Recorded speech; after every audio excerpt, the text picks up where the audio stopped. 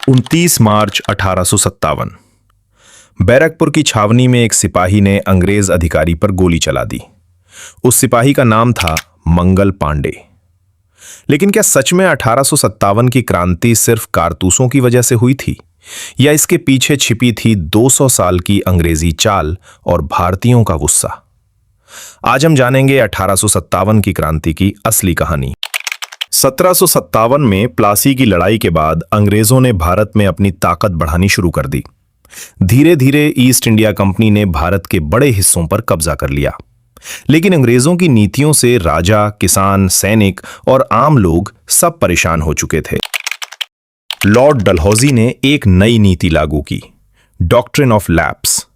इस नीति के अनुसार अगर किसी राजा का बेटा नहीं होता तो उसका राज्य अंग्रेजों के कब्जे में चला जाता। इसी नीति से झांसी, नागपुर और सतारा जैसे राज्य अंग्रेजों ने छीन लिए और इसी वजह से रानी लक्ष्मीबाई भी अंग्रेजों के खिलाफ खड़ी हो गईं। अंग्रेजों ने भारतीय उद्योगों को नष्ट कर दिया, किसानों पर भारी कर लगाए गए और कारीगरों का काम छिन गया। भारत की संपत्ति धीरे धीरे इंग्लैंड भेजी जा रही थी। भारतीयों को डर था कि अंग्रेज उनके धर्म को खत्म करना चाहते हैं। मिशनरियों की गतिविधियों से लोगों में गुस्सा बढ़ता गया। 1857 में ब्रिटिश सेना ने एक नई बंदूक दी, एनफील्ड राइफल। इसके कारतूस को चलाने से पहले मुंह से काटना पड़ता था, लेकिन खबर फैल गई कि इन कारतूसों पर गाय और सूअर की चर्बी लगी है। इससे हिंदू और मुस्लिम दोनों सिपाहियों का धर्म खतरे में पड़ गया। 29 मार्च 1857 बैरकपुर छावनी में मंगल पांडे ने अंग्रेज अधिकारी पर गोली चला दी। यह घटना 1857 की क्रांति की चिंगारी बन गई।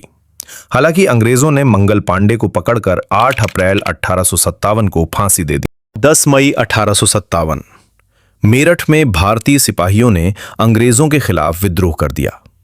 इसके बाद सिपाही दिल्ली पहुंचे और मुगल बादशाह बहादुर शाह जफर को भारत का सम्राट घोषित कर दिया। पूरे भारत में फैल गई क्रांति। धीरे धीरे ये क्रांति भारत के कई हिस्सों में फैल गई। मुख्य नेता थे रानी लक्ष्मीबाई, झांसी, तात्या टोपे, नाना साहेब बेगम, हजरत महल। इन सभी ने अंग्रेजों के खिलाफ बहादुरी से लड़ाई लड़ी। लेकिन ये क्रांति आखिरकार सफल नहीं हो पाई। इसके कई कारण थे।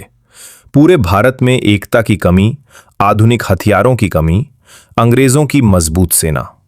1858 तक अंग्रेजों ने इस विद्रोह को दबा दिया, लेकिन इसका असर बहुत बड़ा था। हालांकि यह क्रांति असफल हुई, लेकिन इसका प्रभाव बहुत बड़ा था।